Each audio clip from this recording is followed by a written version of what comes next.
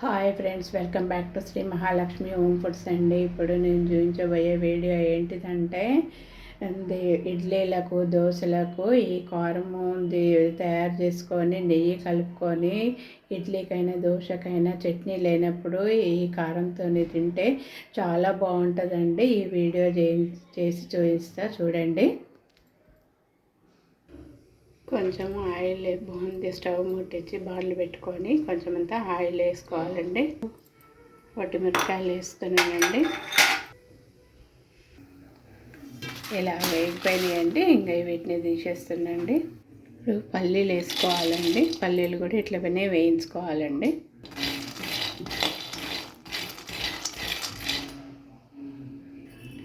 ఈ పల్లీలు కూడా వేగిపోయినవి, వీటిని ఇప్పుడు తీసేస్తున్నాండి.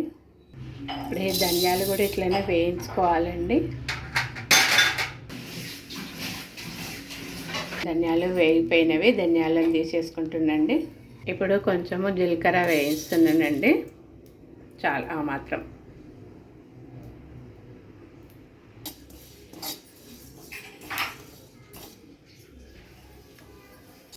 ఇప్పుడు ఈ జీలకర్ర వేగిపోయింది, జీలకర్రను తీసేస్తున్నా. పప్పు కూడా వేసుకొని ఇట్లనే వేయించుకోవాలండి.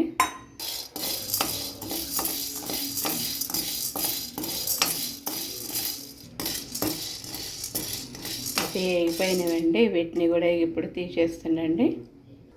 ఇప్పుడు ఈ కొబ్బరి గుండె ఇట్లనే వేయించుకోవాలండి. ఫ్లేమ్ సిమ్ మీద పెట్టి వేయించుకోవాలండి.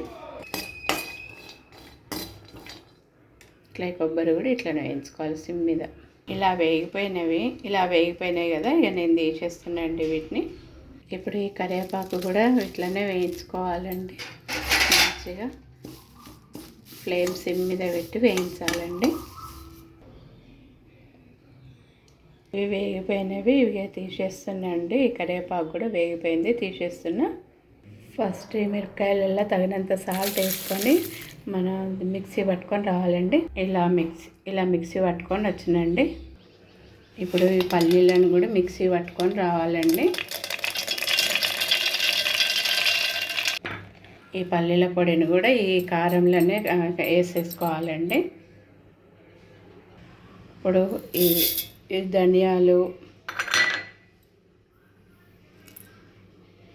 శనగపప్పు, జీలకర్ర, కొబ్బరి అన్నీ మిక్సీ పట్టుకొని రావాలి. అన్నీ మిక్సీ పట్టుకొచ్చినవి కారంలో కలపాలండి.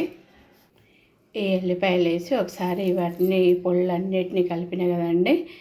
జీలకర్ర, శనగపప్పు, ధనియాలు, కొబ్బరి, కరివేపాకు ఇవన్నీ పొడిగొట్టి ఇందులో కలిపిన అవి ఇప్పుడు ఎల్లిపాయలు ఒకటి గ్రైండ్ చేయాలండి. ఎల్లిపాయలు వేసి ఇలా అన్నీ మిక్సీ చేసుకొని గ్రైండర్ పట్టుకొని వచ్చినండి. అన్ని పొళ్ళని కలిపి ఇప్పుడు మనకు ఇడ్లీలకు చట్నీ లేనప్పుడు ఇడ్లీకి దోశకు ఇట్లా కారంలో నెయ్యి కలుపుకొని కూడా మనము తినేసేయచ్చండి. నా వీడియో చూసి ఇలా చేసుకోండి. నా వీడియోకి ఒక లైక్ చేయండి, షేర్ చేయండి, సబ్స్క్రైబ్ చేయండి. బాయ్. మంచిగా ఉంటుందండి, చాలా బాగుంటుంది. ఒకసారి ఈ వీడియోని చూసి మీరు చేసుకోండి. ఈ కారంను మాత్రం మిస్ చేసుకోకండి. బాయ్.